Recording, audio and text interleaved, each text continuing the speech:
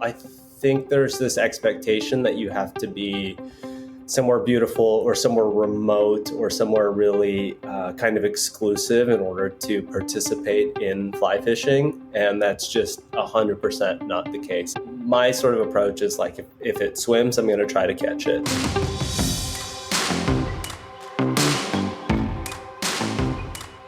What do you do when you come out as LGBTQ and love the outdoors? What do you do when you see the outdoor space ruled by older white cis men and desire a diverse community of outdoor lovers? Accept it, change it, create it. I am Justin Yoder, and this is LGBT Outdoors.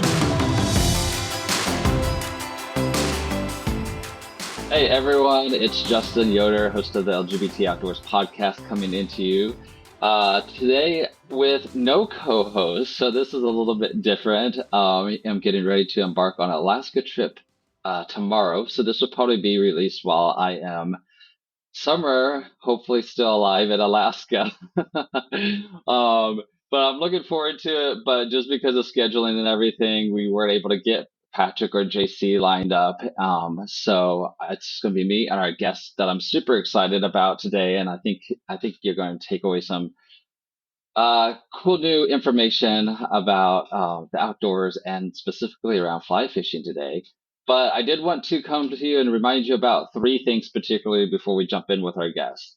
The first thing is LGBT Outdoor Fest. We're always talking about it, always promoting it. It's coming up September 12th through the 15th. So head over to the website, click on the events, go to LGBT Outdoor Fest if you want to learn more about it. Again, Dan Link, who was on Naked and Afraid, is going to be there. We're going to have about 6 or 7 amazing workshops, some cool activities, high ropes course, doing some fly fishing there. It's going to be a good time in Colorado, so I hope you can join us on that. We also have another adventure trip that has just launched. It just launched and it's about halfway full already. So we are definitely going to sell out on that. And it's going to be to Big Bend National Park in South Texas. So if you're interested, go over to the website again, events, click on adventure trips, and you can find out all the details there. It's a very reasonably priced trip. And anybody that wants to come to it can just go over there, register, and we would love to have you join us. Our third thing is we have our newsletter that is going out about once a month. So if you want to sign up for that, there's going to be a link in the show notes that you can do that through, or you can do that on the website as well. And you can learn all about us on the website at lgbtoutdoors.com. And with that, I'm going to jump in with our guest, who is Anton. I knew I was going to butcher that. I always do that. Last names, for some reason, I always get me. I'm going to do it, and then I'm going to do a retake. Yupangco? Yupangco, yeah. You got it. You got it. All right. So with that, we're going to jump in with today's guest, who is Anton Yupangco. And Anton is an avid outdoors person. He is an architect in Los Angeles and loves to fly fish when he has the time. So welcome to the show, Anton. Thank you for having me, Justin. Absolutely. We have connected recently, and I was really excited to learn more about you. You have a fantastic Instagram page that makes me just want to be outside all the time. But I wanted to really be able to have you on our show and hopefully inspire some more people to get involved with fly fishing, or at least learn more about it. Because I feel like there's a very strong LGBTQ community in the fly fishing industry, especially more so than conventional fishing. But we'll dive into that a little bit later. But to start off, just share with our listeners a little bit about who you are, a little bit about your background, childhood, and maybe how you got into fly fishing. Sure. So I am currently based in Los Angeles. I'm an architect and interior designer.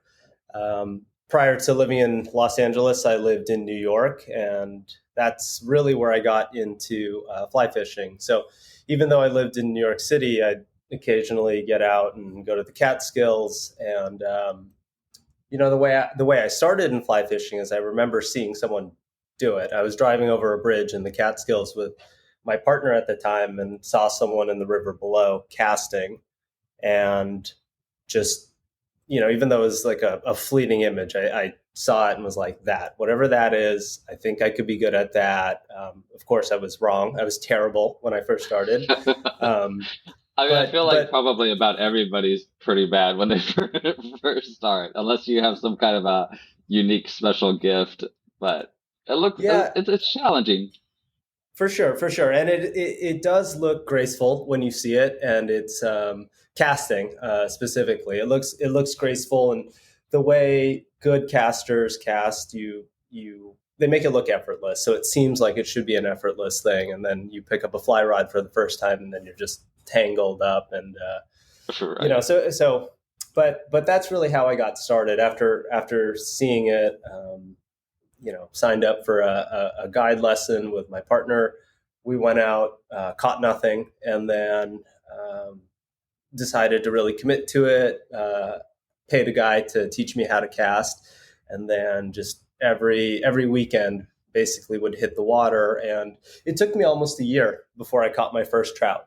I caught other Wow. stuff, but in terms of being able to fool a trout and get it right and actually hook into something I was targeting, took quite a long time. So, but yeah, I don't come from an outdoors background. My family's from the Philippines, and my family immigrated here in the mid '80s. And I grew up I was born in Southern California and grew up there and had very little exposure to the outdoors. Maybe had gone fishing maybe 2-3 times with the scouts as a kid, and didn't really know what. And it was conventional fishing, in the ocean, conventional fishing in the salt. And the Yeah. first time I was exposed to fly fishing, I think, was through a Trout Unlimited program. They have a trout in the classroom program where they'll bring an aquarium, and it'll have like trout eggs in it, and the kids sort of watch the eggs hatch, and then they go and release them. So yeah, one day I showed Oh, up, that's and cool. I can't remember what grade I was in, maybe third, fourth grade, but one day there was an aquarium in our science classroom with a bunch of eggs in it, and every time I'd go to science class, I'd like look, and then one day they hatched, and then they got bigger, and just to see the process of their eggs, their yolk sac kind of shriveling up, and then being sort of big enough to be released. We went out and released them, and yeah, I think that's really the first time I had thought of, the idea of fly fishing had ever even entered my head, because it was TU guys that came out. And they also did a casting demonstration, but again, I had never really seen it in practice until I lived in New York. So Yeah. No, that's really cool. I can totally relate to that, how it looks like it's very graceful and you're just taking the rod back and forth and it's supposed to be like perfect and follow the yeah, how water hard? just beautifully. Like how hard can it be? Like, yeah. And then I remember the first time that I tried it with Justin Bubenik, a friend of ours at the time he was living in Colorado, and I was like, oh, this is a lot more challenging than I expected it would be, but still a lot of fun for sure. You mentioned that it was about a year before you caught your first trout. What other types of fish were you catching during that time? So there are a lot of native fish. When I started fishing in both in the Catskills, like in the Hudson Valley, and then also in what would you call them? Basically Eastern Pennsylvania. So I guess that's in the Appalachians, really. And so Okay. a few native fish there, some warm water species like bass and stuff, and creek chub, and those kinds of things like shiner or fall fish. Yeah. They'll take a fly pretty readily. Trout, I think can be pretty particular about what they're going for, and whether or not the drift and the presentation are right. So it did Yeah. take a There's while to figure that out. lot that goes into that, but definitely. I'm curious, as a gay man, have you faced any barriers in doing fly fishing? Some outdoor activities, LGBTQ people can face more barriers getting in than others. Um, I know from what I have experienced just online and running LGBT outdoors, it seems like the fly fishing community is a lot more open. But I'm curious what your experience has been with it. Yeah, I mean, I would agree with you. I think fly anglers and the fly fishing community in general um, are pretty considerate people. They're people that are, considerate of nature, considerate of others, give other people their space when you're out. You see somebody out fishing. So I would agree with you on that point that there's a lot of openness and acceptance and just a general like good-heartedness to a lot of fly anglers. In terms of I guess challenges or barriers, I would say a lot of them maybe initially were kind of like internalized shame or sort of fear. Like, you get outdoors somewhere and you question whether or not you belong there, right? It's somewhere. Yeah. I think safety is never far from mind, and when you meet new people, whether it's here or abroad, you kind of don't know what the reaction is going to be, should the conversation about your sexuality come up. So I think how I've dealt with that is just trying to go out there and be confident, but also have faith in people that when the conversation does come up, that people will be accepting, and it's not going to be anything that's going to really change their opinion of you, but rather, something that's going to be an interesting point of conversation, if anything. Yeah.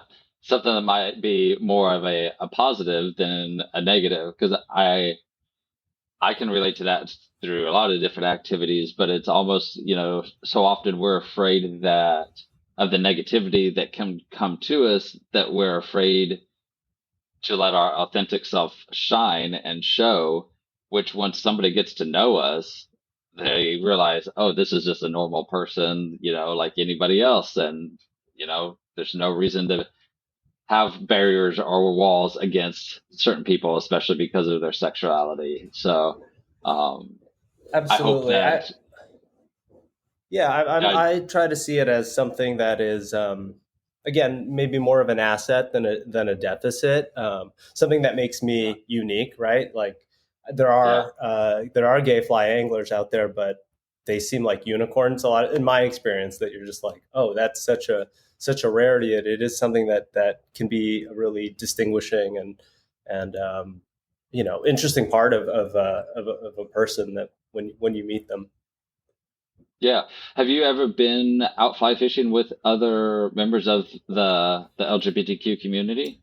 No, it's a rarity. Like, to be perfectly honest, for me, in my experience, I haven't met many other fly anglers that are part of the LGBTQ community. A lot of my fishing buddies are straight, and I think that's just sort of how the cookies crumbled. Yeah.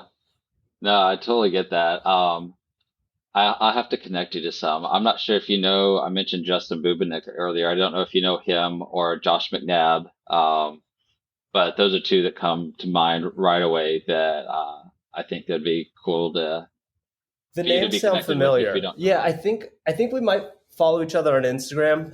I think really social media is how I've connected with a lot of fly anglers that are, uh, Yeah.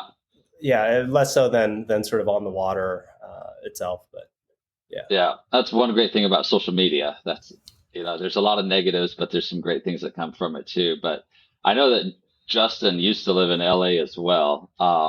So he might have some connections out there for you. So I might have to introduce you to, because absolutely. he Yeah. he lived in Colorado then, and then he lives in Oregon now. But he does a lot of educational stuff with youth and adults, and he's led clinics for our organization before. So he's really big into that educational aspect of it as well, which is really cool and awesome to see. For sure. So we all, when it comes to the outdoors, we all have different things that we enjoy. And some people might be listening to this and be like, well, fly fishing doesn't sound interesting to me. This is what sounds interesting to me. But we hope that people continue on listening so that they can gain stuff to it. But what was it about fly fishing that you really loved? And I think you maybe touched on it briefly in the beginning. But like I know that you saw it and you wanted to give it a shot, but what is it about fly fishing now that you've been doing it? Um, I'm not sure. How long have you been doing fly fishing now? About a decade. Yeah, so 10 years. So you tried it and stuck with it. So you obviously love it. What is it that keeps taking you back to it and that causes you to want to get out there whenever you can? And so much, honestly. There's a lot of things I love about fly fishing. I think, again, sort of when I saw it for the first time, the mechanics of it, that sort of the gracefulness of casting itself is definitely something that I enjoy about the sport. There is something very I don't know, for lack of a better term, just magical about getting the line to unfold exactly the way you want it, being able to place it exactly where you want it. And then when you do fool a fish into taking your fly, it's like you've got your hand on the line, and it's sort of it's an immediate thing. As soon as a fish takes that, you feel it. You have a direct connection to another animal, and it's like a very pure connection, and you feel everything, right? You feel every head shake, every direction it wants to go. And there's a saying that the tug is the drug in fly fishing. And it really is true. It's, it's immediate, it's direct, and it's like so real as soon as you hook into a fish. So I would say that, that's something that when it all comes together, the casting, the presentation, the fly selection, sort of getting into position and stalking a trout and getting it to take, that's it's just magic. So yeah, Yeah. that is. I also think it's you never know what you're going to get into when you go out fly fishing.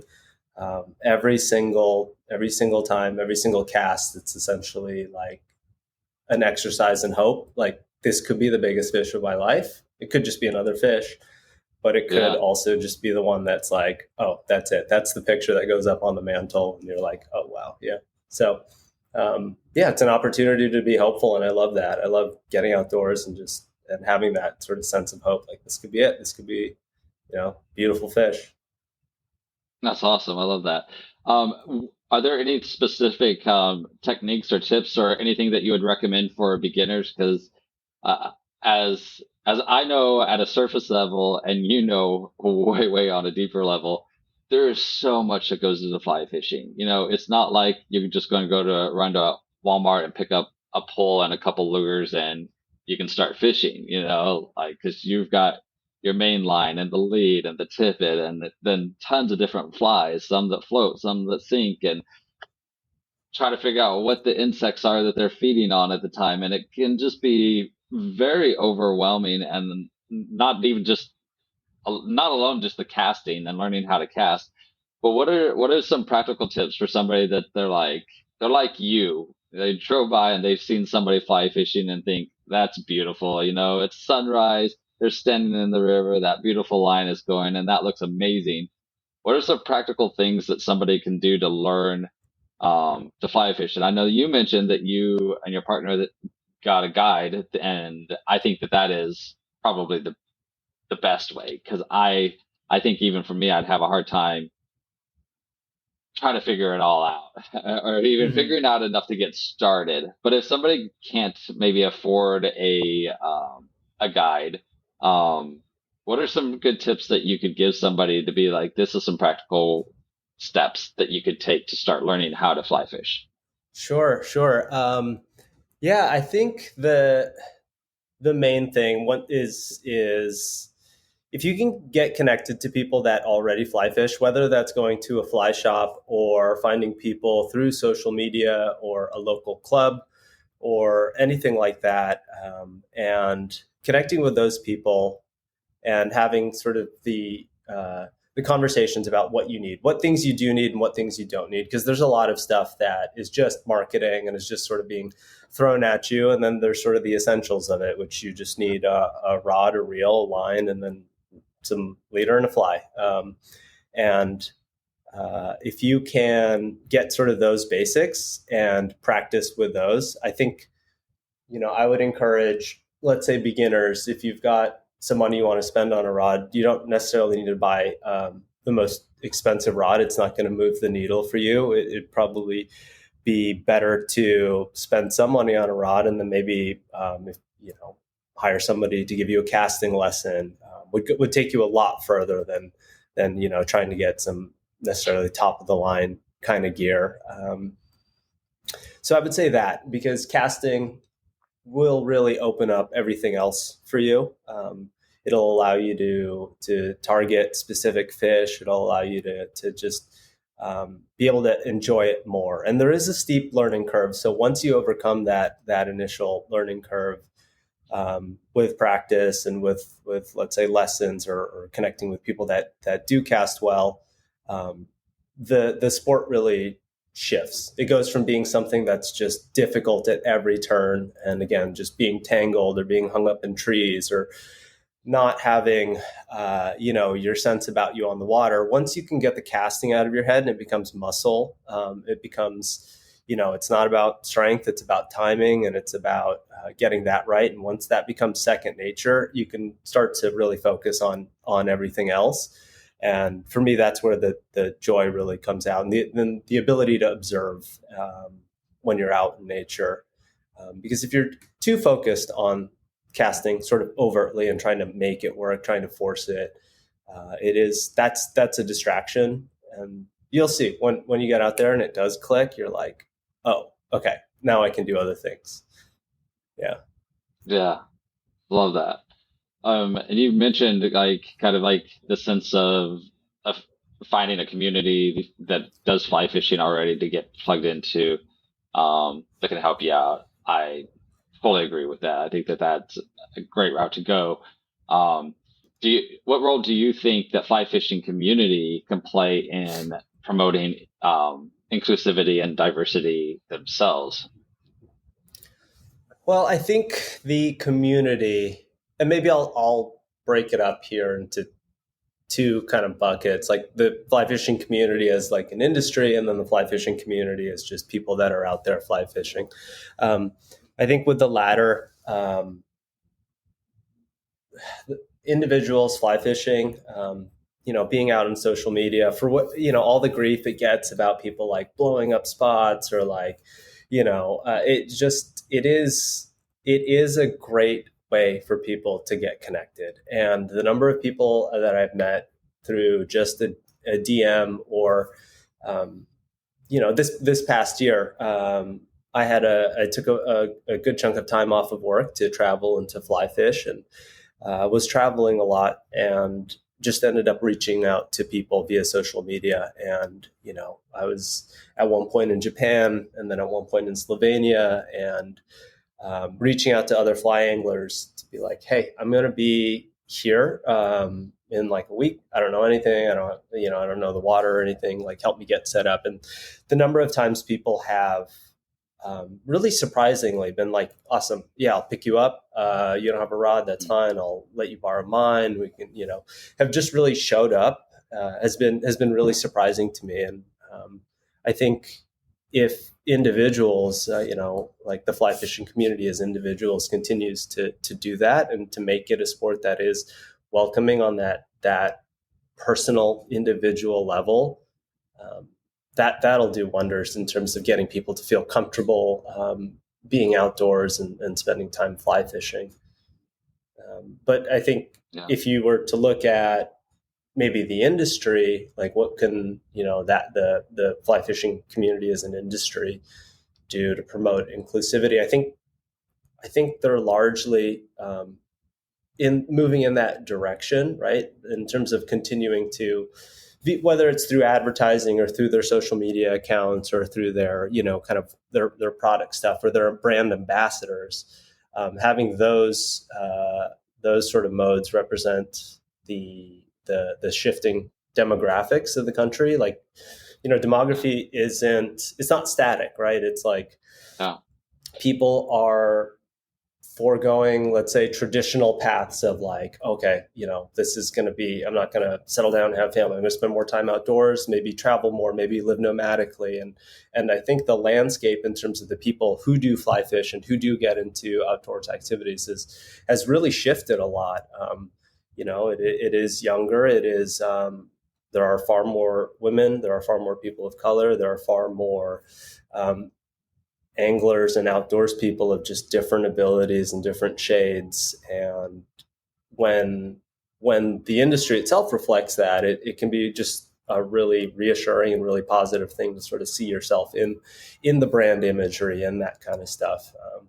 So yeah, I see the industry kind of shifting away from, maybe not totally away, but at least acknowledging people outside of the historic kind of base of just older guys, older white guys with money, yeah. right? Yeah. So yeah, it's I think in terms of the industry, or just reflecting the actual demographics of the sport, to be more inclusive and to be more representative. So.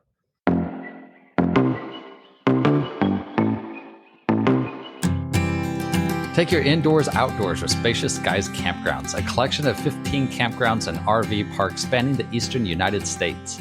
Each location is unique, but all offer the perfect escape to the great outdoors if you're looking to spend quality time with your friends and family, or simply need a scenic home base for your nearby adventures.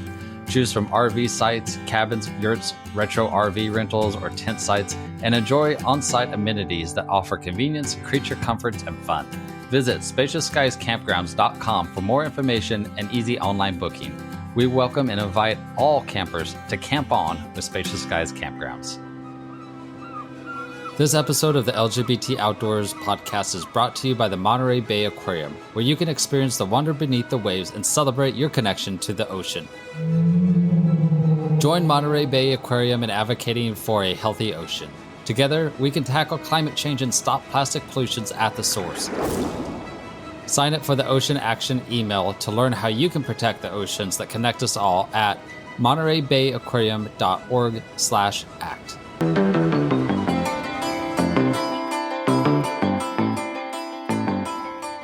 Yeah, I love hearing that, and from my little experience with it as well, I would totally agree and say that as an activity, fly fishing seems to have more diversity, especially in representation and like the ads that you see for marketing and everything. I just see a wider variety than some of the other activities, and Really? Huh. I hope and believe that we are seeing starting to see a shift from that in other activities and other in the outdoors in general, because that's obviously what we need. When people can see themselves in an ad, or they can see themselves in an activity, it can be more relatable, and it cause them to want to be able to try it and think this isn't just for older, wealthy, white men, and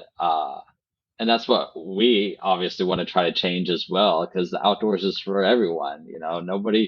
Nobody owns all of the outdoors and can put it just in this little box. We need to break that open and be able to let all people know that there's a place for everybody into the outdoors, whatever that might be. And I often hear people say like that the outdoors just isn't for me, and I think that most people, and I'm going to go out on a limb and say this, I think that most people could find something that they enjoy doing outside if they would just get outside and find that activity. And that might be something as simple as, going to a cool valley and watching the sunrise or the sunset. It doesn't have to be some grand, huge, spending a lot of money on something, but the outdoors just has so much to offer and so many health benefits to that as well. So, yeah. I just to add to that, I think as it relates to fly fishing, there might be, well, I guess just going back, quick point. I think brands and retailers realize it's poor optics and it's poor business to keep the sport inclusive, And by sort of broadening the base, it's like they do wonders for their own bottom line, but also just yeah, I think it actually does change how people perceive the sport. And it's great to hear you say that you think fly fishing is as far as outdoor activities goes, one activity that maybe is more representative in its sort of imagery that it promotes. So that's interesting to hear. But to your point about getting out there, I think there's this expectation that you have to be somewhere beautiful or somewhere remote or somewhere really kind of exclusive in order to participate in fly fishing. And that's just 100% not the case. I think if you can, my sort of approach is like if it swims, I'm going to try to catch it. And it doesn't really Yeah. matter where it is. It could be you'll see it a lot of times in urban settings like in Los Angeles or in Denver or in New York. Like there are very vibrant, active fly fishing communities in the middle of those cities, like in the heart of Los Angeles. People fly fish for carp in the LA River. Yeah. Um, people target carp as well in South Platte and Denver. So there's you don't have to spend a fortune and go somewhere remote or pay for like an expensive guide and lodge and trip in order to get that time. The feeling is exactly the same when you have a fish at the end of your line, right? Whether it's like you're at your local pond in your local park, fishing still water for bluegill, or in the middle of the city fishing for carp and moving water. The experience is the same. So I would encourage people to not think of it as like, oh, I have to get all these things in order and do this in Yeah. order to have the experience. The experience is actually probably a lot closer than I think most people would think. I love that you brought that up because I think a lot of times people think that fly fishing is all about trout fishing. You know, that's probably what it's more known for. Maybe salmon as well, but you can fly fish for anything. And like again, going back to Justin Bubenek, when he lived in LA, that's when I first got connected with him, and he was in I don't even know what you probably know better than I, but there was just concrete around where he was fishing Yeah, yeah, and going after these carp and having a great time doing it.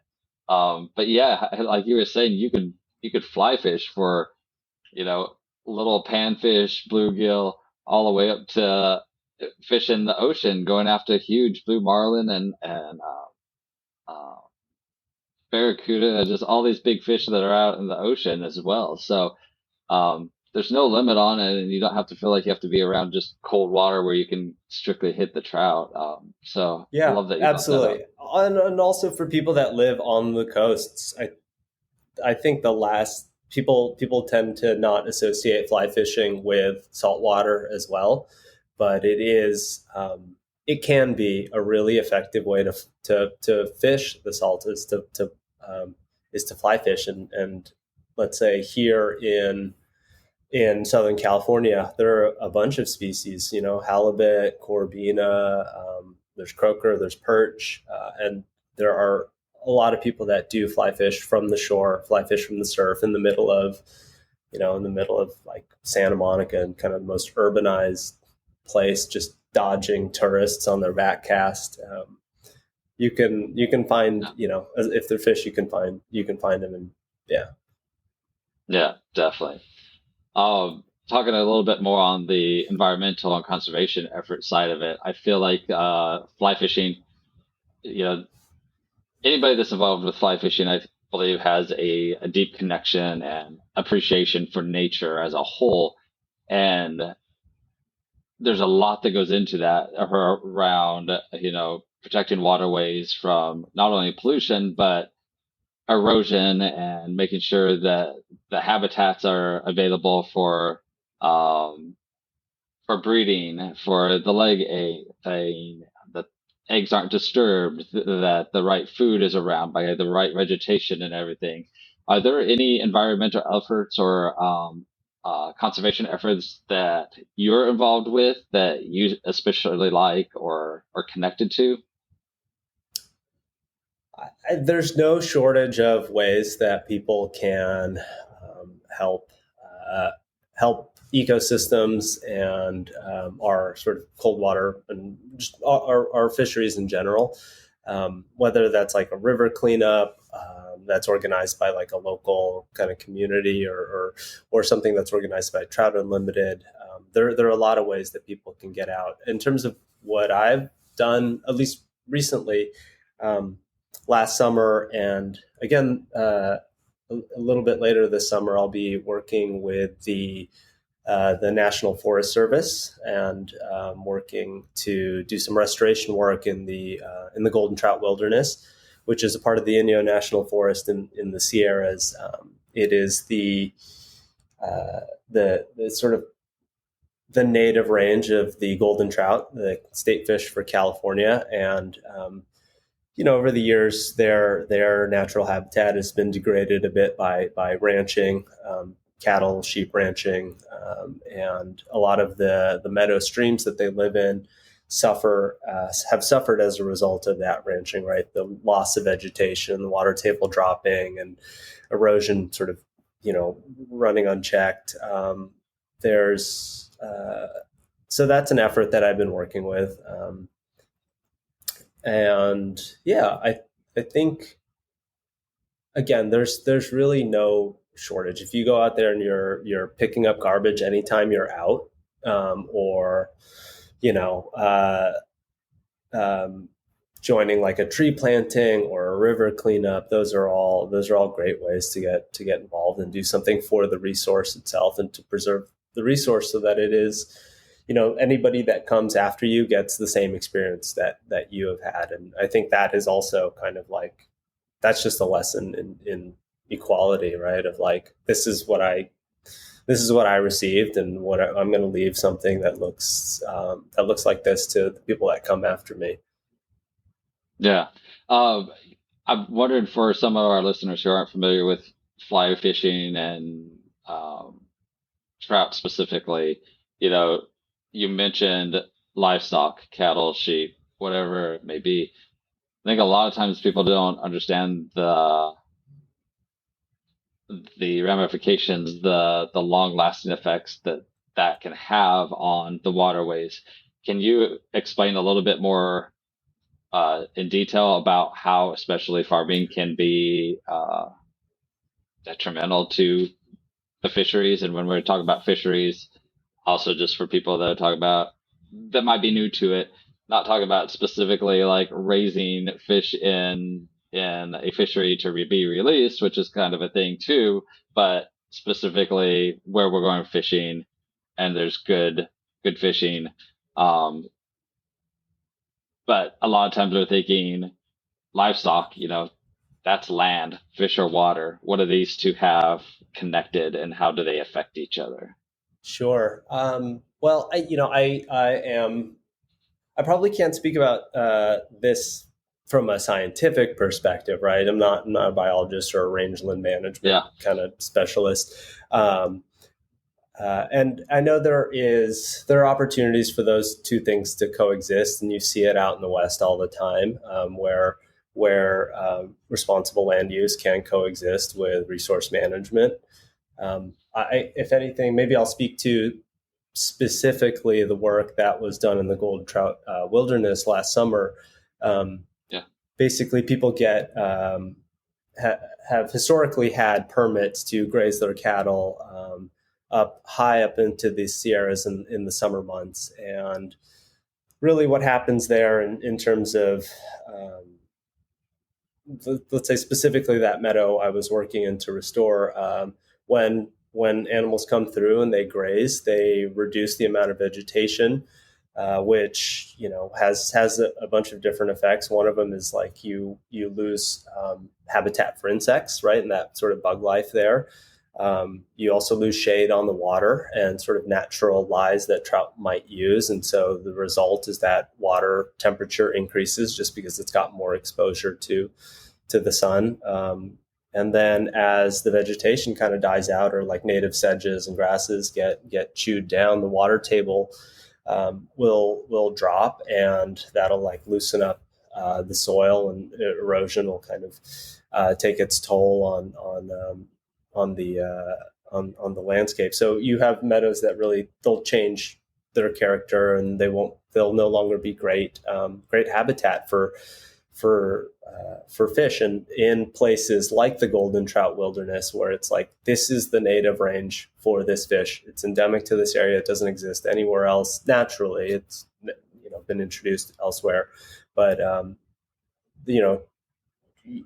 it's it can happen really quickly. I think, let's say, I don't maybe in the last like 50 years, like that particular meadow that we were working in had changed, and its character had changed, and its suitability as being habitat for native trout just it just changed, and went down, and was no longer as viable of a habitat. But so yeah, at times those two things are competing. But like I said, I do think there are ways that both of those things can be managed, so it's beneficial for sort of both sort of needs. Yeah, absolutely. Love that. Just saying, like, you getting involved, and I feel like from those that I know in the fly fishing community, they just seem really passionate about getting involved as well, not just going out and actually fly fishing, but making sure that the resources are there for future generations so that everybody can enjoy it. So I love that aspect of it. I'd love it if you could share maybe a more memorable or transformative fly fishing experience that you've had that stands out, because I'm sure that you've probably had many over the last decade. But what are some of those mountaintop memories maybe that you could share? Um, well, okay. I just took a sabbatical from work. So after working in architecture for a long while, I decided I need a break, and I took last year to travel and to fish, and I made a goal for myself to fish 52 new rivers in 52 weeks.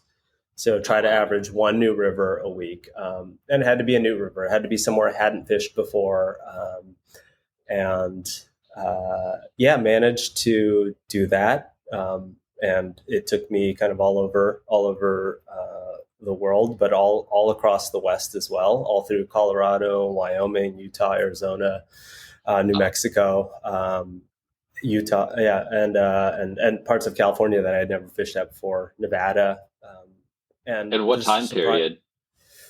You mean like, when did I start? Like, how long did it take you to do that? Do that, yeah. It took me 50 weeks. Wow. So almost a new river a week. Yeah. I was trying to average a new river every week, which, was like, I want to see more water. I want to cover more water and get better at this thing. And that was a wonderful experience. And I did it alongside, I was also trying to complete a lot of states will have a native trout challenge or a heritage trout challenge.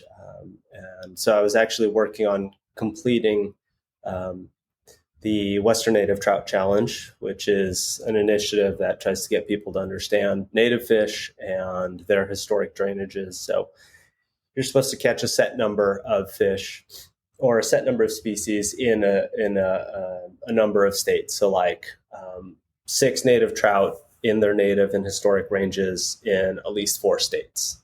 And you can't, and so that's sort of the starting point, but you can take it basically as far as there are native trout species, which I think you're like 18, catch 18 fish across 12 states, then you're like, that's the highest level of it.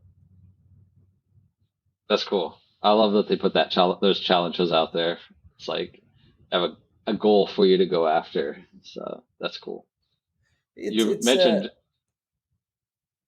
Oh, go ahead. Oh, sorry. No, I was just gonna say it's a goal, and it's also a great educational tool. Like a lot of people don't realize that a lot of times they're fishing and they're fishing for fish that have been introduced, right? So like brown trout or rainbow trout, where they're not or historically native to.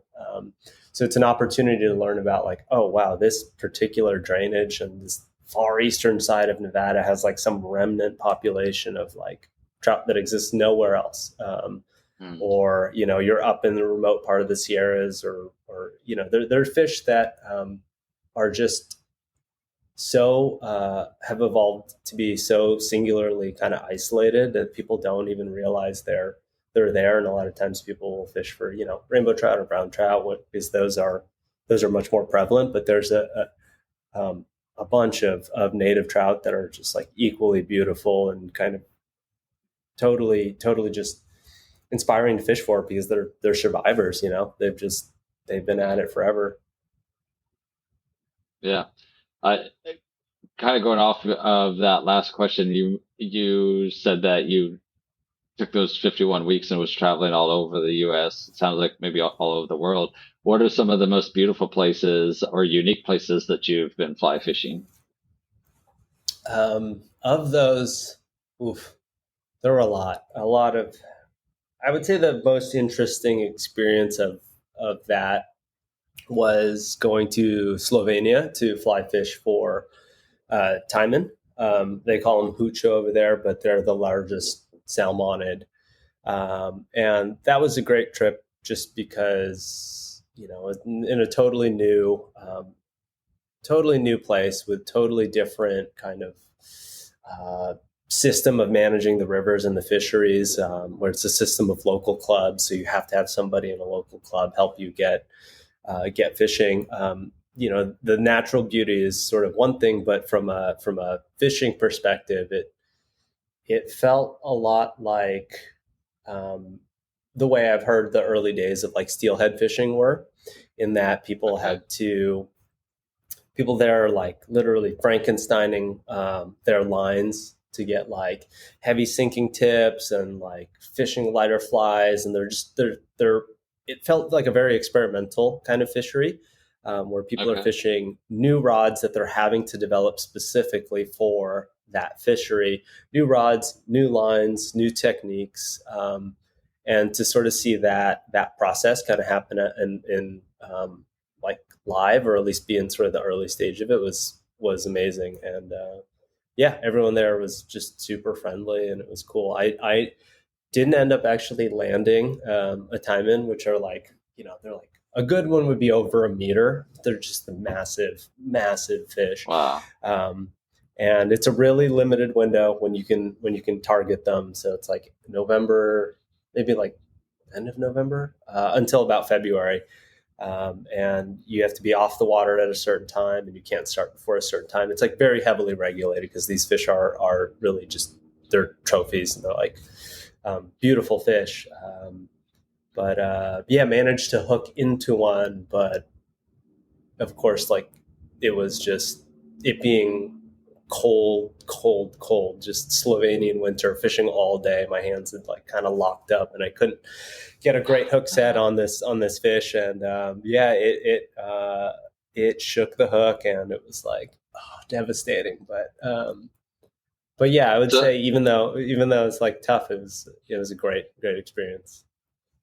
I was going to ask, so how does that affect you? Like, obviously, a lot of time, money, and effort went into a trip like that after a fish that you have probably dreamed about, and then not to come that close and not actually get one. Obviously, there's some frustration in there, but does that also then just like fire you up to get back out there and go try again, or how does that play into it?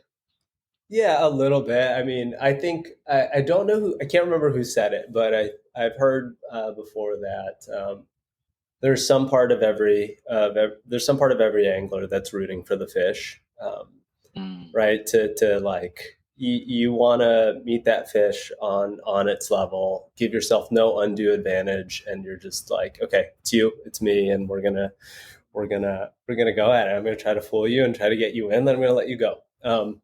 That's it. I just wanna hold you. I just want to see you, and then you're free to go. I'm not gonna do anything else. It does fire you up, and it gives you a reason to fish again, right? The ones that get away are like that's what at least for me, it's one of the things that like you're like, okay, I got to go and seek some redemption on this. So it does fire me up. Yeah. It is heartbreaking in the moment, and people get mad, but you got to let it go because it's What else part can and you do, parcel right? of it. Yeah, it's part, but you've lost it, and it's like you're again. I think you're rooting for the fish. You're a little in some ways. You're like, okay, outsmarted me on this one, and you can't do anything about it. Yeah. Like challenge accepted for next time. Yeah, exactly. What advice could you give anybody in the community that is interested in pursuing fly fishing or anything in the outdoors, really? Because a lot of times the queer community is raised in urban environments, which I hear people use as an excuse a lot, or they weren't raised as an outdoors person. And I know you weren't either. So what kind of advice would you give somebody that might be interested again in fly fishing or really any type of outdoor activity? Ooh, I would say just don't be nervous about starting, and don't be discouraged by early failure. Like I said in the beginning, it took me a really long time to get into my first trout, and with a lot of outdoor activities, there can be a steep learning curve. Um, Last summer, I was spending some time in Utah, and I was like, oh, I'm going to pick up mountain biking, and I just like I got a mountain bike and I thought it would be like riding a bike, but it's not. It is so technical, and it was so much more difficult than I expected. And, I didn't take my own advice. I haven't kept up with it, but it just reminded me that like, you're not always good right off the bat. And that doesn't mean you shouldn't do something just because you're not nailing it right off the bat.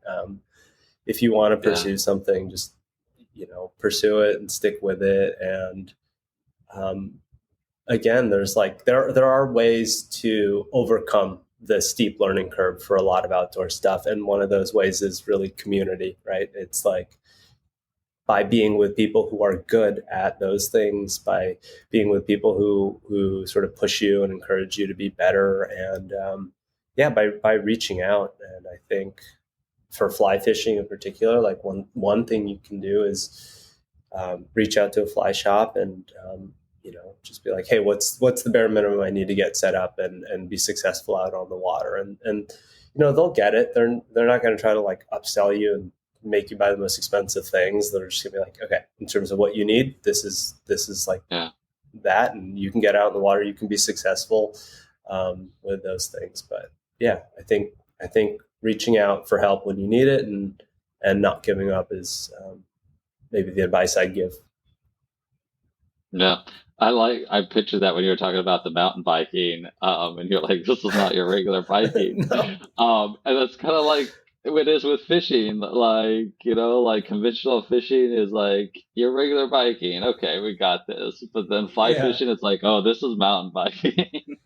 Yeah, it's exactly that. Like, how hard could it be? It's riding a bike, and then you just like all of a sudden introduce rocks and gravel, and oh man, yeah, Yeah. yeah. I'm curious, looking ahead, what are your hopes for the future of fly fishing and the community around it? Oh, I think, I, I guess I would say I hope to just see it continue to expand and to, yeah, fly fishing is such a niche sport kind of to begin with. Um, but I think that's also what makes it kind of awesome. It's difficult, and it's all these things. And then when you do something, like when you do the big thing in fly fishing, like catch a sailfish or just do something kind of crazy like that, it's like, wow, it just is like exponentially kind of cool. And my hope for fly fishing would be just to continue to see it open up, and to see you know to see more queer people, more people of color, more women, more young people, frankly, out there fishing and doing awesome stuff, catching big Yeah. fish and just like, being celebrated for it. Because I think, people love to do that anyway. You see somebody with like a hog of a trout and you're just like, oh, that's amazing, right? It's like people get psyched for you. And I think the community kind of has that already. And so I would love to see it just, you know, uh, just to continue to grow in ways that we're seeing all of these groups kind of more represented in fly fishing. So yeah, I Love think that. that would be my hope for it. That's awesome. And kind of wrapping up a little bit, where can people follow you and be able to connect with you? So the best way, I guess, to reach out would be on Instagram. My handle is Anton. That's my first name, Anton Philippe.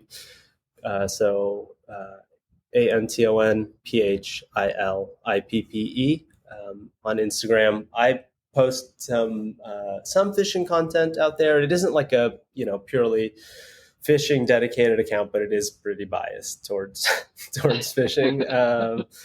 And yeah, I would say, along the lines of what I was mentioning earlier about reaching out and being connected and sort of having fly fishing have that grassroots element to it of people getting connected and making community sort of through this vehicle.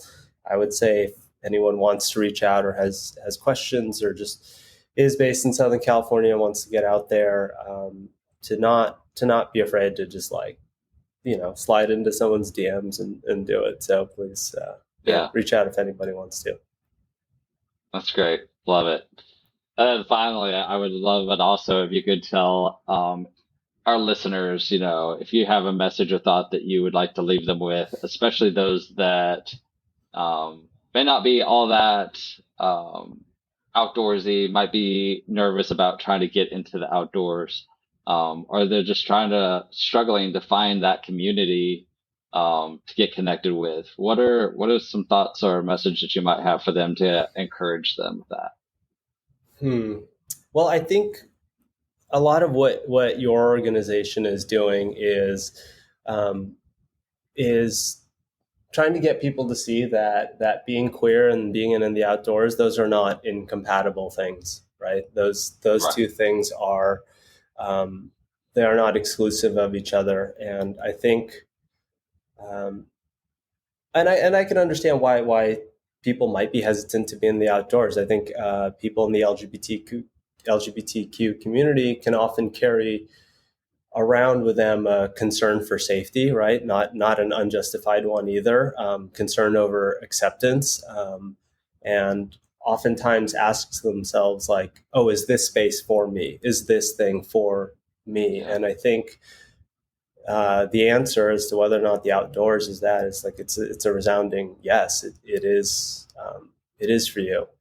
The Yeah. outdoors, like you said, they belong to everyone. No one has a monopoly over it. So I would encourage people to get out there and recreate in our public lands because that's what they are. They're public. They belong. They Yeah. literally belong to you. So yeah, be out there and go do it. Go do some awesome stuff. 100%. And I'll say this too, like if you're listening and you don't know, we do have chapters around the US. We don't have chapters in every state, but we have ambassadors who are dedicated to doing events in their community and getting our um, community connected and getting out there. So we might have chapters in your area, which you can find on our website. We're going to also put Anton's Instagram in the show notes so that you can follow and connect with him. And Anton, it's just been a pleasure having you as a guest today. I think our audience is going to resound with a lot of what you had to say, and I hope that it encourages others to get out there and try something different, whether that's fly fishing or just anything getting outside and active in the outdoors in general. So thanks for coming on the show. Yeah, thank you so much for having me, Justin. I appreciate it. I appreciate you offering the invitation, and much respect for what it is you're doing in this space. I think it's a great thing. So keep on doing it. Thank you. We appreciate that. All right, listeners, thank you for tuning in again, and we will be having another episode up for you before too long. And until next time, get out there. Thank you again for joining us this week. If you have a campfire conversation story you would like to share, please email it to us at info@lgbtoutdoors.com. Follow us on Instagram at lgbtoutdoors and join the community at facebook.com/groups/lgbtoutdoors. Become a partner by joining our Patreon, where you'll gain access to monthly bonus stories and exclusive content. For more information on today's episode, check out the show notes. For information about LGBT Outdoors, LGBT Outdoor Fest, local chapters, or to sign up for our newsletter, visit lgbtoutdoors.com. And if you're enjoying the show, please rate, review, and follow wherever you listen to podcasts.